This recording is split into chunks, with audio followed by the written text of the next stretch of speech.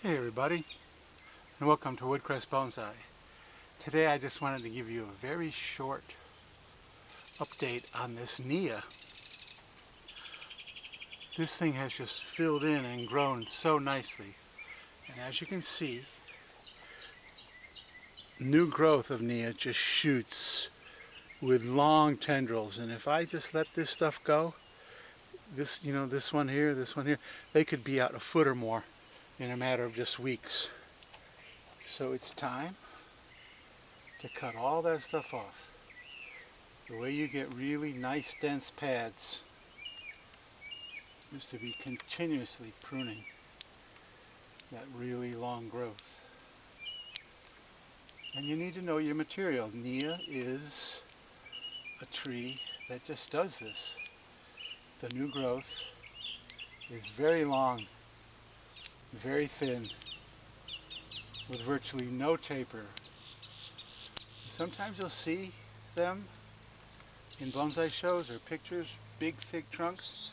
Those are all collected in Puerto Rico. This is a tree that's native to Puerto Rico. You notice that I'm holding the base because sometimes they don't want to cut. Sometimes it's just as easy for me to just yank them like this with my fingers, especially when there's this young tender growth and it's still kind of wobbling around, so I've got it held.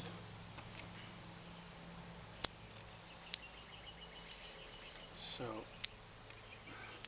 it doesn't wobble at the base.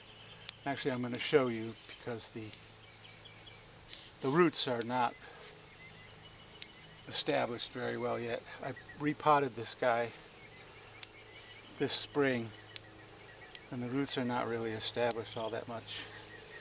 And I have this guy here that I've never really quite figured out what I want to do with it, whether I want to keep it as part of the design. And then in the last video, this was just a tiny little speck of growth, and I definitely want this to fill in right there. These two branches are also parallel branches, so I took a piece of wire and I wired this one back and this one forward, but they reverted a little bit. Today I'm just going to do the trimming. The apex, today I'm just going to let it just begin to fill in, but over time, so like here, this guy here, this growth here is actually shooting from the back, so you don't want that.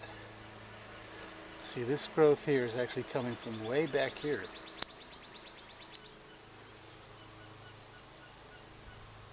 So you want to keep all your foliage coming out. You don't want anything shooting across. It just doesn't look right.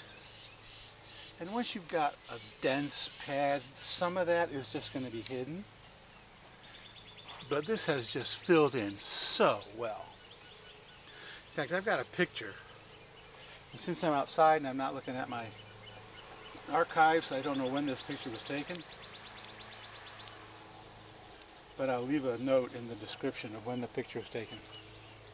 So I'm going to show you a picture of this tree.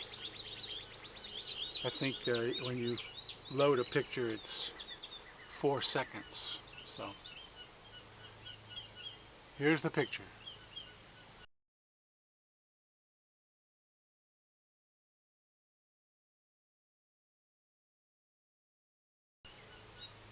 Alright, so you can see it's really filled in nicely. And we still have some space in here. And I'm looking very seriously at taking this back branch and giving it something like that. Bring this guy back and this guy into here. There's some wiring that could be done back here to fill it in even more. But right now it really needed that haircut. Keep it dense, keep it full, keep it from becoming incredibly long and leggy. And I'm enjoying watching this guy develop. My funky branch down here that I'm really not quite sure, I'm just going to leave it for now. If and when I decide that I don't really want it or don't need it, then I can cut it off.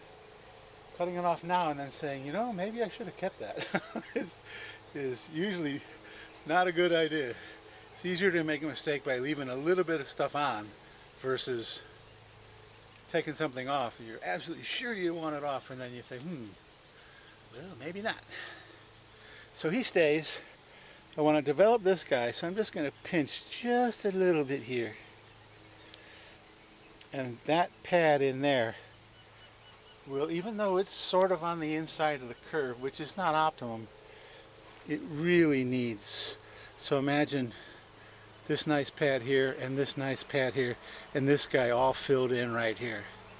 And then we need some in the front too. There's some little pieces here, a couple little tiny pieces here that need to fill in the front to give it more depth. That's why you do a back branch. If you don't do any back branches, you get what I call telephone pole style. So if you look at it like this, and there's no back branches, it just looks like a telephone pole. But I'm really happy with the way this is developing. So here's another piece that's shooting up that comes off, because we want even up on top. You still want space between your branches.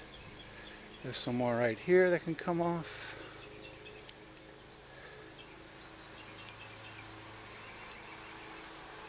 Alright, there we go. So if you like this video, please give me a thumbs up. Subscribe, and you can follow this guy as it continues to just get better and better and better. I figure in a couple more years, once the pads have really filled in, this is going to be a very nice little tree. And I said I was going to show you the roots, so I'll do that. And as you can see, it's a little unstable in the soil, because it really ought to be about like that. Okay, if I can get the camera back down, it ought to be about like that, and right now it's leaning back. That is not insurmountable. There's always time to rectify that, so right now I'm not going to worry about that. So there you go. A Neea.